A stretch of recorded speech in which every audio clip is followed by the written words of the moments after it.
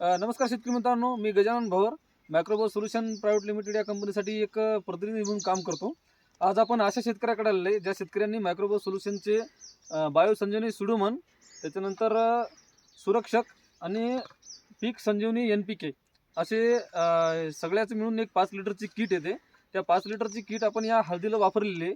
या हळदीमध्ये वापरायच्या नंतर पहिले या हळदीमध्ये काय प्रॉब्लेम होते आणि या हळदीमध्ये कशी ग्रोथ होत होती का नाही, शेतकऱ्याला काय काय अडचणीत होत्या ते, आणि टाकल्याच्या नंतर या हळदीमध्ये काय काय बदल झाले हे आपण स्वतः त्या शेतकऱ्याच्या मनोगत म्हणून ऐकणार आहे.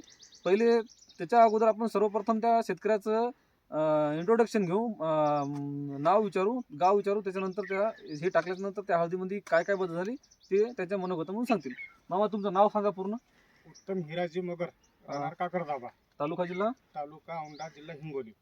तर हे टाकायच्या अगोदर तुमच्या हळदीमध्ये काय प्रॉब्लेम येत होती, जास्तीत जास्त अडचणी काय येत होत्या हळदीमध्ये? या हळदीमध्ये अशी अडचण येत होती हम्म.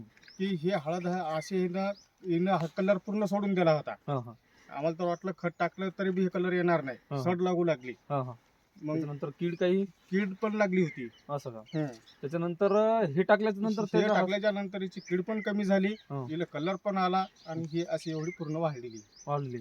माल कसा आहे सध्या हळदीमध्ये? माल असा नंबर 1 हळदीचा माल पाहायचं काम नाही, नंबर 1 माल हे हळदीला. असं का? दीड ते 2 किलोची फणी आता दीड ते 2 किलो 2 किलोच्या जवळपास फणी आहेच आता. आहे ना.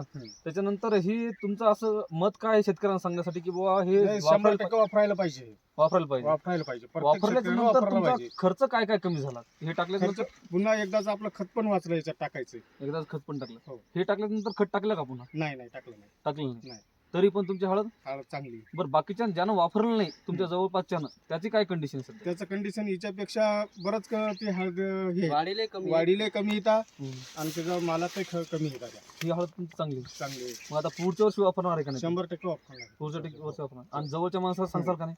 सांगणार ना, सगळ्याला सांगणार. हिचाच आम्ही रिजेक्ट कसं एक आमचे 2 फ्लॅट आहेत, हेच आम्ही एक कसं एक 10 दिवस टाकलं नव्हतं. म्हणजे तर अगोदर हा. आणि 10 दिवसाच्या नंतर टाकलं तर ते हिच्यापेक्षा थोडा डावाच फ्लॅट आहे. म्हणजे अगोदर टाकलं तर त्याचा रिझल्ट त्याचा चांगला रिजेक्ट चांगला आहे. आहे. आणि जरा ते त्याला ती टाइम उशिरा लागला, टाकल्यामुळे त्याचं जरासा रिजेक्ट कमी आहे. म्हणजे त्याला जितकं लवकर टाकतात तितकं चांगलं राहील. चांगलं राहील. बरोबर.